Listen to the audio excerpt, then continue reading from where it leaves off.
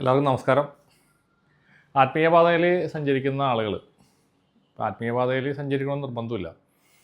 നമ്മുടെ ലൈഫിൽ കൂടുതൽ എക്സ്പീരിയൻസുകൾ കാര്യങ്ങൾ ഒക്കെ ആകുമ്പോൾ കുറേ പുതിയ പുതിയ തിരിച്ചറിവുകൾ നമ്മൾ വന്നുകൊണ്ടിരിക്കുന്ന സമയത്ത് നമ്മുടെ ലൈഫിൽ ഒരുപാട് മാറ്റങ്ങൾ സംഭവിക്കുന്നുണ്ട്.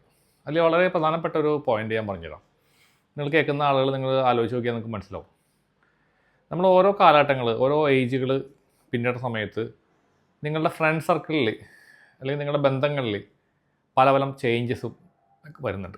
ഇപ്പോൾ ഉദാഹരണത്തിന് നിങ്ങൾ കോളേജിൽ പഠിക്കുന്ന കാലം അല്ലെങ്കിൽ സ്കൂളിൽ പഠിക്കുന്ന കാലം, അന്നുണ്ടായിരുന്ന നിങ്ങളുടെ സുഹൃത്തുവലയം, അതിൽ എത്ര പേര് നിങ്ങൾക്ക് ഇപ്പോൾ ഫ്രണ്ട്സായിട്ടുണ്ടെന്ന് നിങ്ങളൊന്ന് ആലോചിച്ച് നോക്കുക.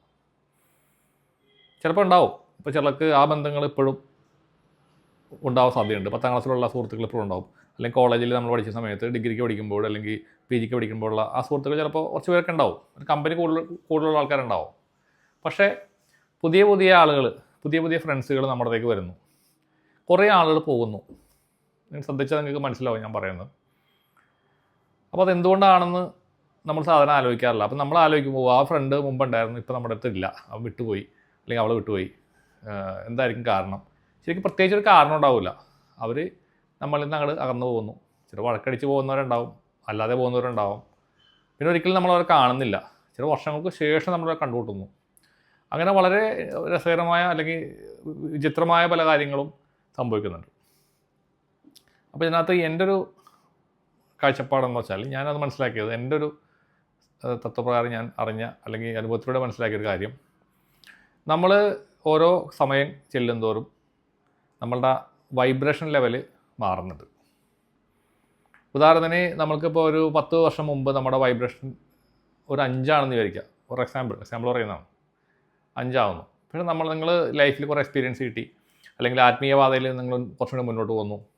ഈ ആത്മീയത എല്ലാത്തിലും വേണമെന്നൊന്നുമില്ല, ആത്മീയത എല്ലാത്ത ആൾക്കാർക്കും സംഭവിക്കുന്നുണ്ട്. അപ്പോൾ ജപങ്ങൾ അല്ലെങ്കിൽ വേറെ എന്തെങ്കിലും കാര്യങ്ങളോട് സഞ്ചരിക്കുന്നു, പുതിയ പുതിയ അറിവുകൾ നേടുന്നു. അപ്പോൾ നിങ്ങളുടെ വൈബ്രേഷൻ മാറി 6ലേക്ക് മാറുന്നു, അല്ലെങ്കിൽ 6ൽ നിന്ന് 7ലോട്ട് പോകുന്നു. അപ്പോൾ അങ്ങനെ വരുമ്പോൾ ഇപ്പോൾ നിങ്ങളുടെ ഫ്രീക്വൻസി മുമ്പ് 5 ആയിരുന്നു. അപ്പോൾ 5 എന്നുള്ള ഫ്രീക്വൻസിയിലുള്ള ആൾക്കാരായിരിക്കും നിങ്ങളുടെ അടുത്ത് കൂടുതലും വരിക. നിങ്ങളായിട്ട് കൂടുതൽ അറ്റാച്ച്മെൻറ്റ് അവർക്കായിരിക്കും.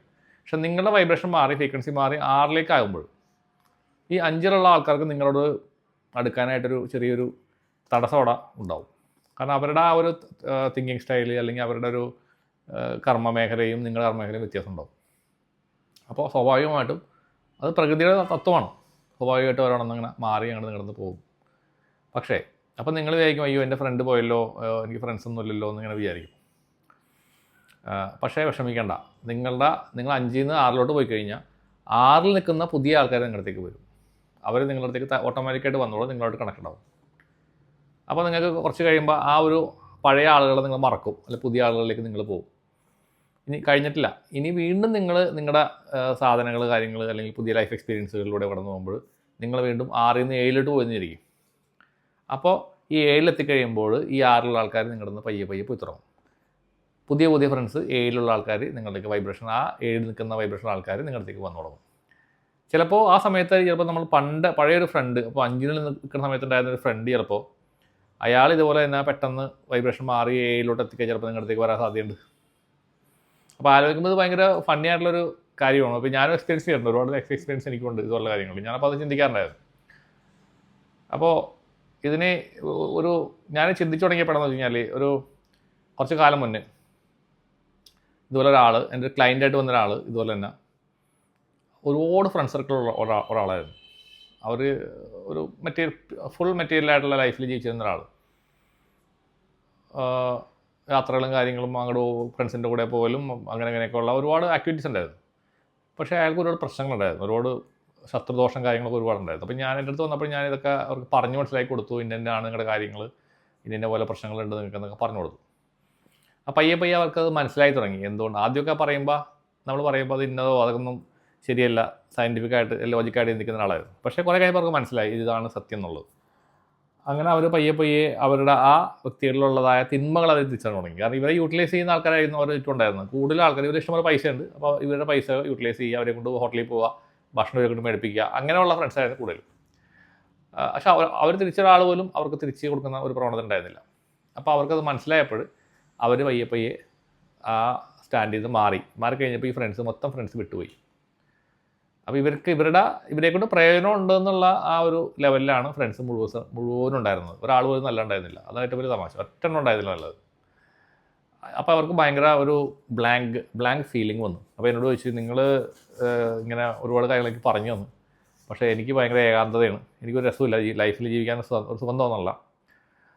അപ്പോൾ ഞാൻ തിരിച്ചു ചോദിച്ചത്, നിങ്ങൾ സ്പിരിച്വാലിറ്റിയിലേക്ക് എൻ്റർ ആക്കണമാണ്, പക്ഷേ നിങ്ങൾ ചുറ്റുണ്ടായിരുന്ന നിങ്ങളെ ഉപദ്രവിച്ചുകൊണ്ടിരുന്ന അല്ലെങ്കിൽ നിങ്ങളുടെ മണി മാത്രം ആഗ്രഹിച്ചുകൊണ്ട് നിന്ന സുഹൃത്തുക്കളെ നിങ്ങൾക്ക് തിരിച്ചറിയാൻ സാധിച്ചില്ലെന്ന് വെച്ചു. അപ്പോൾ അവർ കുറച്ച് ആലോചിച്ചിട്ട് പറഞ്ഞു ശരിയാണ്, പക്ഷേ ഇപ്പോൾ ആരും ഇല്ല, ഒരാൾ പോലും ഇല്ല. കാരണം വൈബ്രേഷൻ ഓൾറെഡി മാറിക്കഴിഞ്ഞു. പഴയ വൈബ്രേഷൻ ഒരു ഹയർ ലെവലിലേക്ക് വന്നു കഴിഞ്ഞു. അപ്പോൾ നിങ്ങൾ ട്രാവൽ ചെയ്യുക, നിങ്ങൾ കൂടുതൽ യാത്രകൾ ചെയ്യുക, അല്ലെങ്കിൽ പുതിയ സ്ഥലങ്ങളിലേക്കൊക്കെ നിങ്ങൾ പോവുക, തീർച്ചയായിട്ടും നിങ്ങൾക്ക് പുതിയ ആളെ കിട്ടും, ഫ്രണ്ട്സിനെ കിട്ടും.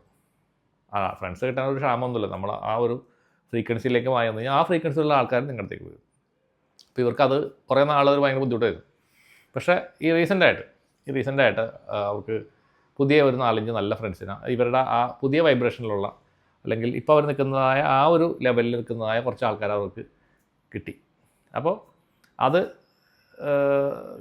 ഇപ്പോൾ അവർക്ക് കണ്ടു കഴിഞ്ഞപ്പോൾ അവർക്ക് ഭയങ്കര സന്തോഷമായി. ഇപ്പോൾ ഒരു ഓക്കെയാണ്, വലിയ കുഴപ്പമില്ല. അപ്പോൾ അല്ലെങ്കിൽ എപ്പോഴും എന്നെ ഇങ്ങനെ വിളിച്ചിട്ട് ഇതിങ്ങനെ പറഞ്ഞുകൊണ്ടിരിക്കും, ഈ കംപ്ലയിൻറ്റ് പോലെ പറഞ്ഞുകൊണ്ടിരിക്കും. പക്ഷെ അത് നമ്മൾ മനസ്സിലാക്കേണ്ട ഒരു വലിയൊരു റിയാലിറ്റിയാണ്. അപ്പോൾ നിങ്ങൾക്കും ഉണ്ടാവും ഇതുപോലെ അനുഭവങ്ങൾ, പഴയ ഫ്രണ്ടുകൾ പോയത്, അല്ലെങ്കിൽ അവർ നമ്മളെ പറ്റിച്ചിട്ട് പോയെന്നോ, അങ്ങനെയൊക്കെ നമുക്ക് പല ചിന്തകളുണ്ടാവും. നിങ്ങളങ്ങനെ ചിന്തിക്കരുത്, ഒരാളും ചിന്തിക്കേണ്ട ആവശ്യമില്ല. നിങ്ങളെ സംബന്ധിച്ചിട്ട് അത് ഗുഡിന് വേണ്ടിയിട്ട് മാത്രമാണ്. നിങ്ങൾക്ക് ഒരു നന്മ യൂണിവേഴ്സ് തരുന്നതാണെന്നുള്ളത് ആ ഒരു സാധനം നിങ്ങൾ ചിന്തിക്കേണ്ടത് വളരെ അത്യാവശ്യമാണ്. കാരണം ചിലപ്പോൾ നിങ്ങളെ യൂട്ടിലൈസ് ചെയ്യുന്ന ആൾക്കാരായിരിക്കും നിങ്ങളുടെ ചുറ്റുമുള്ളത് ഉണ്ടായിരുന്നത്. നിങ്ങളെക്കൊണ്ട് എന്തെങ്കിലും പ്രയോജനം ഉണ്ടെങ്കിൽ മാത്രമാണ് നിങ്ങളുടെ അടുത്ത് ഫ്രണ്ട്സ് നിൽക്കുകയുള്ളൂ. ഒരു 70% ആളുകളും അതുപോലെയാണ്. ഒരു 30% ഉണ്ട് സിൻസിയറായിട്ട് നമ്മുടെ എല്ലാ ദുഃഖങ്ങളിലും നമ്മൾ വീഴ്ചകളിൽ കൈപിടിച്ച് പൊന്തിക്കുന്ന സുഹൃത്തുക്കളുണ്ട്. അത് 30% ഉള്ളൂ കേട്ടോ. കാരണം ഒരു പ്രാവശ്യം സഹായിക്കും, 2 പ്രാവശ്യം സഹായിക്കും, പിന്നെ ആകുമ്പോഴേക്കും എന്തിനു ഞാൻ എൻ്റെ ഉറക്കണമെന്ന് ആലോചിക്കും. ഇന്നത്തെ കാലം അതാണ്, കലികാലത്തിൻ്റെ കുഴപ്പമാണ്. മനുഷ്യരിലുള്ള തിന്മകൾ അതിൻ്റെയും കൂടി ഒരു ഭാഗമായിട്ടാണ് ഞാൻ കണക്കാക്കുന്നത്. പക്ഷേ നിങ്ങളതിനകത്ത് ബുദ്ധിമുട്ടണ്ട, വിഷമിക്കേണ്ട. പുതിയ ആളുകൾ നിങ്ങളെ സഹായിക്കാൻ വേണ്ടി വരും. ഇതാണ് എൻ്റെ ഒരു അനുഭവം. എനിക്ക് സ്ഥായിയായിട്ട് എനിക്ക് അങ്ങനെ അധികം ഫ്രണ്ട്സൊന്നുമില്ല. കാരണം നമ്മൾ ലൈഫിൽ കുറേ എക്സ്പീരിയൻസ് ഉണ്ട്. അതുകൊണ്ട് ഇതുപോലെ ആളുകൾ നമ്മളെക്കൊണ്ട് പ്രയോജനമുണ്ട് തോന്നിക്കഴിഞ്ഞാൽ നമ്മുടെ അടുത്ത് വരും, നമ്മുടെ അടുത്ത് നല്ലോണം പെരുമാറുന്നു, നല്ലോണം നിൽക്കുന്നു, അവർ നമ്മുടെ ഫ്രണ്ടായിട്ട് ഇരിക്കുന്നു. പക്ഷേ നമ്മളെക്കൊണ്ട് പ്രയോജനം ഇല്ലാത്തൊരവസ്ഥ വരുമ്പോൾ ഈ പറഞ്ഞ ഒരെണ്ണം ഉണ്ടാവില്ല. ആ അണ്ടർസ്റ്റാൻഡിങ് വലിയൊരു അണ്ടർസ്റ്റാൻഡിങ് ആണ്. നമ്മുടെ എമോഷണൽ ചക്രനെ നിങ്ങൾ ബലപ്പെടുത്തണം. കാരണം അല്ലെങ്കിൽ നമ്മൾ എമോഷണലി നമ്മൾ ട്രെയിനായി പോകും. പെട്ടെന്ന് ഒരാൾ വിട്ടു പോകുമ്പോൾ ഉണ്ടാകുന്ന ഒരു വലിയൊരു ഫീലിംഗ്, അതൊരു വലിയൊരു പ്രശ്നമാണ്. അങ്ങനെ കുറേ പേരുണ്ട് എമോഷണൽ ചക്ര ബലപ്പെടുത്താത്ത കുറേ ആൾക്കാരുണ്ട്. അവർക്ക് എപ്പോഴും ഒരാളുടെ സഹായം ഇങ്ങനെ വേണമെന്ന് ആഗ്രഹിച്ചുകൊണ്ടിരിക്കും. അപ്പോൾ ഒരാൾ പെട്ടെന്ന് വിട്ടുപോയി കഴിഞ്ഞാൽ അവർക്ക് ഡിപ്രഷനിലേക്ക് പോകുന്ന ഒരവസ്ഥയിലേക്ക് പോകും. അപ്പോൾ അതുകൊണ്ട് നിങ്ങൾ സ്പിരിച്വാലിറ്റിയിലായാലും അല്ലെങ്കിൽ മെറ്റീരിയൽ വേൾഡിൽ ജീവിക്കുന്ന ആൾക്കാരായാലും ചെയ്യേണ്ടത് ഒരൊറ്റ കാര്യമാണ്. നിങ്ങളുടെ സോളാർ പ്ലെക്സസ് നിങ്ങളുടെ എമോഷണൽ ചക്രയാണ്. അതിനെ നിങ്ങൾ ബലപ്പെടുത്തേണ്ടിയിരിക്കുന്നു. ബലപ്പെടുത്തുകയെന്ന് വെച്ച് കഴിഞ്ഞാൽ വേറെ ഒന്നും ചെയ്യേണ്ട. നിങ്ങൾ ജസ്റ്റ് ഡെയിലി നിങ്ങൾ പറയുക, ഞാൻ എൻ്റെ എമോഷണൽ ചക്രയെ ഇതിനാൽ ബലപ്പെടുത്തിയിരിക്കുന്നു എന്ന് പലതവണ നിങ്ങൾ പറയുക. ഈ ഒരു ഭാഗത്തേക്ക് നിങ്ങൾ ഫോക്കസ് ചെയ്യണം. നമ്മൾ ഈ ചക്രയുടെ ഭാഗത്തേക്ക് നിങ്ങൾ ഫോക്കസ് ചെയ്തിട്ട് അത് പറഞ്ഞുകൊണ്ടിരിക്കുക. പതുക്കെ നിങ്ങൾക്ക് മനസ്സിലാവും നിങ്ങളുടെ ചക്ര പയ്യെ പവർഫുള്ളായി മാറിക്കൊണ്ടിരിക്കുകയാണെന്നുള്ളത്. കുറേ കഴിയുമ്പോൾ നിങ്ങൾക്ക് എന്തെങ്കിലും ഒരാൾ എന്തെങ്കിലും പറ്റി അല്ലെങ്കിൽ എന്തെങ്കിലും അയാൾ മരിച്ചുപോയി അങ്ങനെയൊക്കെ പറഞ്ഞാൽ പെട്ടെന്നൊന്നും നിങ്ങൾക്കൊന്നും ഫീൽ ചെയ്യത്തില്ല. നിങ്ങൾ കൂളായിട്ട് കേൾക്കും, അല്ലെങ്കിൽ നിങ്ങളുടെ ഉള്ളിലോട്ട് അത് കയറത്തില്ല. അതിന് വേറൊരു ഗുണം കൂടിയുണ്ട്. ഞാൻ മുമ്പത്തെ വീഡിയോയിൽ പറഞ്ഞിട്ടുണ്ട് അതിനെപ്പറ്റി. നമ്മുടെ ഈ ഒരു ചക്രയിലൂടെയാണ് നമ്മുടെ അൺവാണ്ടഡ് എനർജീസ്, ബാധയോ പ്രേതമോ ഭൂതമോ എന്തിനായിക്കോട്ടെ, ഇതെല്ലാം എൻ്റർ ആവുന്നത് ഇതിൽ കൂടെയാണ്. കാരണം പെട്ടെന്നുണ്ടാകുന്ന ഒരു ഷോക്ക്, ഒരു നടുക്കം നമ്മുടെ ചക്രേനെ ഇങ്ങനെ ഓപ്പൺ ചെയ്ത് പോകും. ഈ ഓപ്പൺ ചെയ്യുന്ന ഈ ചക്രയിലൂടെയാണ് ഇതുപോലത്തെ ആൾക്കാർ കയറി നമ്മുടെ കഴുത്തിലോട്ട് കയറി വയ്ക്കുന്നത്, അല്ലെങ്കിൽ വയറ്റിൽ കയറി പിടിക്കുന്നത്. അതുകൊണ്ട് ഈ ചക്രയെ ബലപ്പെടുത്തേണ്ടത് വളരെ ഇമ്പോർട്ടൻ്റ് ആണ്. അങ്ങനെ നിങ്ങൾ ചെയ്യുകയാണെങ്കിൽ നിങ്ങൾക്കൊരു ശത്രുബാധ വന്നാൽ പോലും, ഒരു ശത്രു നിങ്ങളെ എന്തെങ്കിലും ഒരു ബാധന സെൻഡ് ചെയ്യുന്നതായിരിക്കും, നിങ്ങൾ സ്ട്രോങ് ആണെന്നുണ്ടെങ്കിൽ നിങ്ങൾക്ക് പെട്ടെന്ന് പിടികൂടില്ല. ബാധ ആ ഒരു ബാധ നിങ്ങളെ പിടികൂടില്ല. അതുകൊണ്ടാണ് ഇപ്പോൾ ഇതിനൊന്നും വിശ്വസിക്കാത്ത കുറേ ആൾക്കാരുണ്ട് നമ്മുടെ ഇടയിലുണ്ട്, കുറേ പേരുണ്ട്. എല്ലാത്തിനെയും ഇതൊക്കെ വെറുതെ ചുമ്മാ തട്ടിപ്പാണെന്ന് പറയുന്ന ആൾക്കാരുണ്ട്. അവരുടെ എമോഷണൽ ചക്ര സ്ട്രോങ് ആണ്. അതുകൊണ്ട് തന്നെ അവരെ ഇത് പെട്ടെന്ന് ബാധിക്കില്ല. പക്ഷേ അങ്ങനെ ചെയ്ത് വിടുന്നതായ ഒരു ബാധ എപ്പോൾ വേണമെങ്കിലും അവർ അറ്റാക്ക് ചെയ്യാം. കുറേ കാലം ചിലപ്പോൾ അവരെ പുറകെ നടക്കും ഈ സാധനം.